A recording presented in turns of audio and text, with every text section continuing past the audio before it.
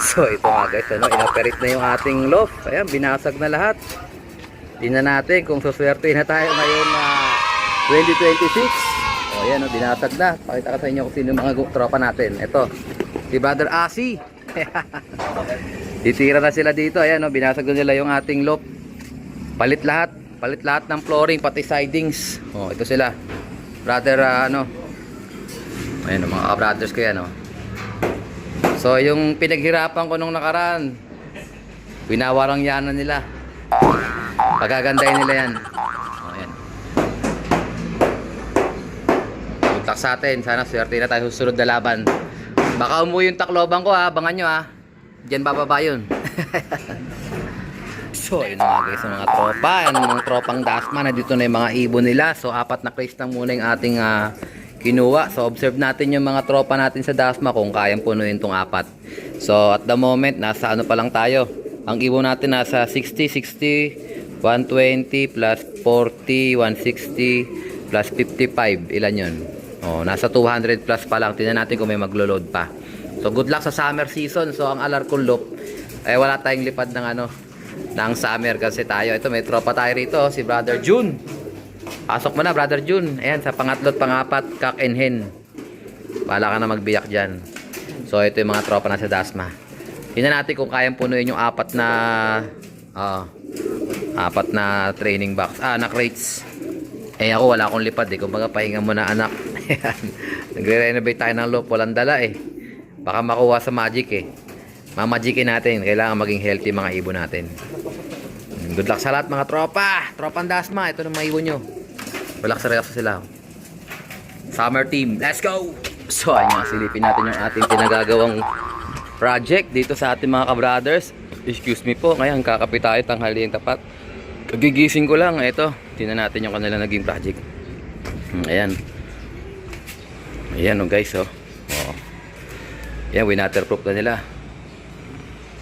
So, ito yung original natin na tawag dyan na flooring no nakaraan. Hindi natin pinatapingan. Pero ngayon, tatapingan na natin yan.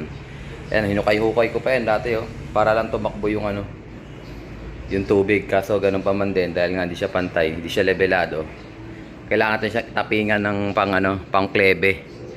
Para yung tae ng ibon hindi mabasa, hindi mapondohan ng tubig. Ayan, abangan ang susunod na mga tropa. Break time muna tayo. Let's go!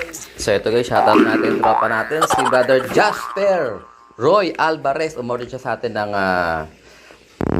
Hipraviar vaccine eh, no? Ito yung recommended na vaccine sa mga Alegre, sa mga kalapatids OLR. Ayan.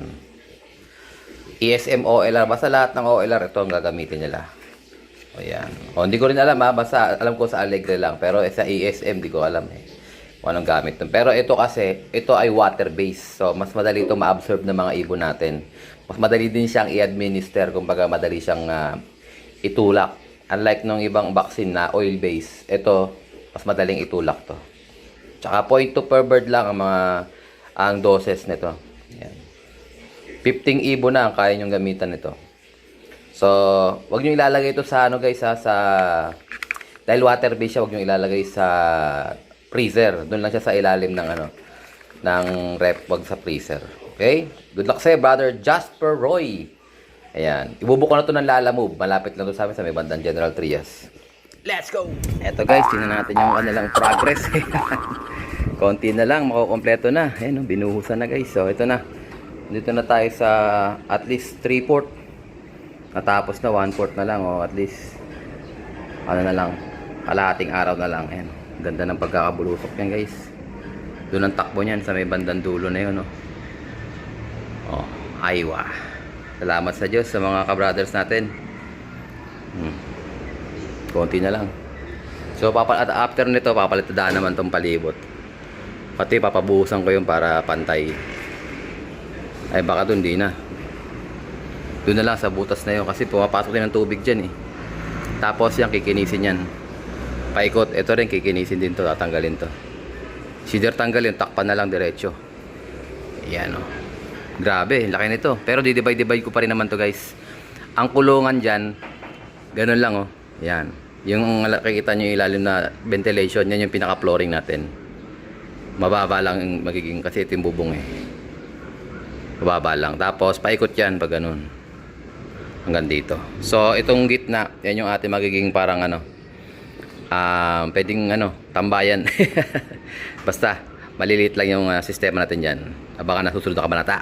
Let's go! Salamat sa Diyos sa support ng tunay. So ito guys, ano, feeding time na ng mga bugoy natin. So check nyo yung mga bugoy natin guys, pang ano, pang kalapatids, one loaf race. Ito yung mga entry namin dyan, oh.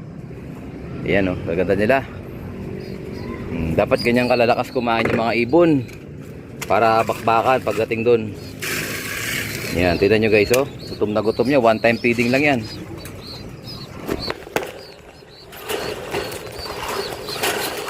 Yan sila guys, grabe, oh. Ayan, so update ko kayo guys ito sa project natin. Nabuhusan na kanina. Medyo tinutuyo-tuyo na lang para at least mabuli. Buli daw tawag doon yung kinukuskus ng ano. Ayan, oh, medyo basa-basa pa yun dito banda. Ito yung huling binuhusan dito banda. Ayan, so doon sa kabila medyo makinis na, may puro na yan. Ayan. Makinis na yan. So pipinturahan na lang yan guys ng parang ano, yung madulas talaga para at least yung dumi hindi kakapit, madulas na madulas. Pati tubig. Exciting guys. Yan. So patukayin naman natin yung mga tropang north. So hindi ko muna pinalabas yung mga norte natin kasi yung mga sipunin natin binalik ko na dyan. So yung mga sipunin guys, hindi yun mga ano, mga batcher. Yan. O yan o. Ayan, sipunin yan, number 1 sipunin yan. Tsaka tong kay ano, kay press. Yan, galig. Ayan, tsaka nagpurga ako kanina, ayan o. Bastonero.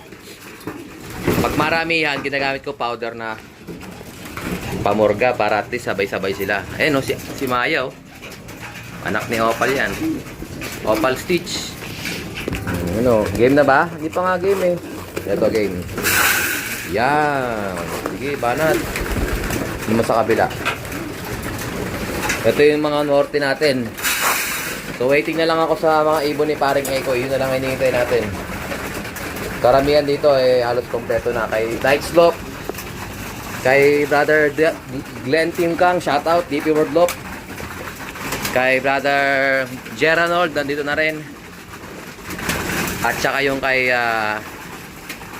di ba ba naglipad sa atin. So sa mga nagtatanong, hindi ako magpapa one loaf race. May mga tropa lang tayo na yun, nakikilipad sa loft natin. Hindi na ako magpapa one loaf race. Sariling lipad lang to. Mahirap kasi magpa one loaf race guys. Ayun, mahirap yun. Doon na lang tayo sumali sa maganda yung pa-premyo. Meron tayong kalapatids one loaf race. O yan o. So bukas, God willing, baka mag-mating kami. Titingnan namin kung paano labanan doon sa kalapatids one loaf race. Mag-meeting kami doon. Kita-kits tayo doon mga ano, sasali. April 4, start na tayo mag-receive ng mga ibon sa Alarcolloc. So April 4, April 5, sa birthlinggo lang yun guys, tayo tatanggap ng mga ibon.